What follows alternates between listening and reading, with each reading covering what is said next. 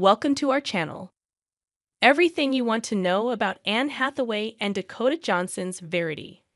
Verity is a 2018 psychological thriller written by Colleen Hoover. It's being turned into a movie by Amazon Studios.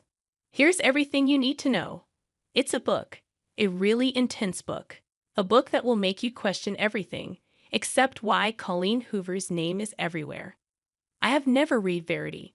I have no desire to read Verity, and yet, I cannot escape either Verity or Colleen Hoover.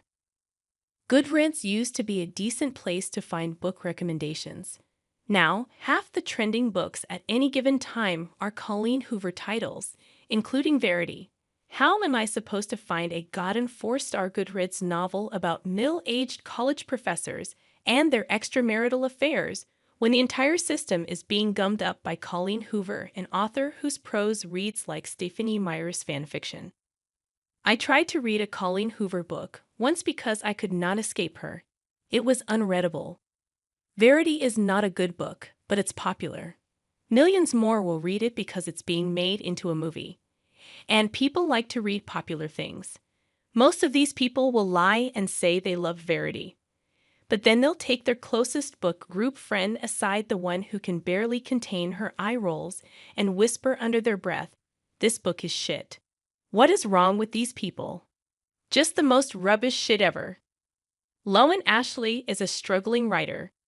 Jeremy Crawford hires her to finish 3 manuscripts that his wife, Verity Crawford, couldn't finish because she was paralyzed in a car accident.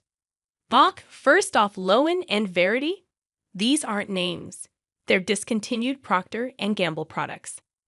Anyway, Lowen gets to work on the unfinished manuscripts, but one of them is full of confessions, ones she decides not to share with Jeremy, even though they basically reveal that Verity killed their 2 children and suggest she might not actually be paralyzed. Meanwhile, Lowen falls hard for Jeremy, and the deeper she falls, the more she wonders if she should tell him about the manuscript. Eventually, she does. And then, spoilers, Jeremy murders Verity and makes it look like a seizure. Months later, after Lowen and Jeremy get together, Lowen discovers a hidden letter written by Verity. The letter claims that everything in the manuscript was just a writing exercise, not real, and that Verity faked her paralysis because she was afraid of Jeremy's rage. The ending is ambiguous. The reader is left wondering, is the manuscript true? Or is the secret letter the truth? And more importantly, who the hell has Lowen shacked up with? Michael Showalter. Wait, what? The Michael Showalter? The wet-hot American summer guy? The sketch comedy guy from the state? Actually, weirdly, it does. He was once best known for absurdist comedy, but he pivoted hard when he directed Kumail Nanjiani's Pretty Wonderful The Big Sick. He still does absurdist comedy See Search Party, which he co-created, but his last movie was The Idea of You, that fairly decent film where Anne Hathaway hooks up with a boy band dude. Tackling Verity extends that half of Showalter's brand, and thankfully, with Showalter at the helm, we don't have to worry about any Justin Baldoni-style shenanigans. Hathaway is reteaming with Showalter here. She plays Verity, which, given the fake paralysis, assumes the showy part. And oh, fine, I do like the idea of Hathaway leaning into a villain role.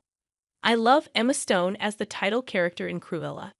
I would have liked Hathaway even more. Dakota Johnson will play Lowen, and the man apparently worth all the fuss, Jeremy Crawford, will be played by Josh Hartnett. Oh yeah, that's good casting, especially coming off M. Night Shyamalan's Trap, where Hartnett plays both a sympathetic father and a serial killer.